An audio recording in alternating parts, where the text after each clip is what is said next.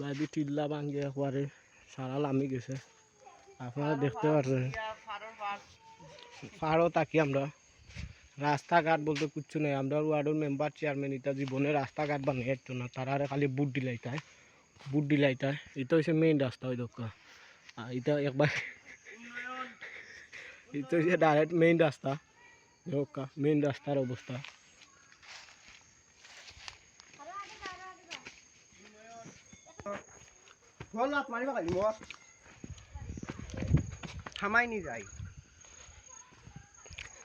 এই রাস্তার কোনো অবস্থা নাই, রাস্তার মাঝখানে টিল্লা দোষিয়া পড়ছে।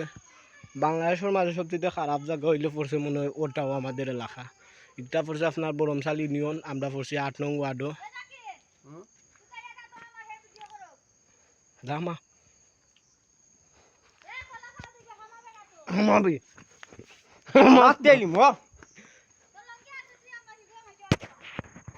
আমারও তো শখ নাই গাড়া দামাইতাম, আমি পেয়ে সারি আর না বিটি আমার দরকার নাই। পশ্চিম সিঙ্গুর পানপুঞ্জি কুলাউড়া জেলা মৌলভীবাজার ইউনিয়ন বরমশাল 8 নং ওয়ার্ডের রাস্তা এটা।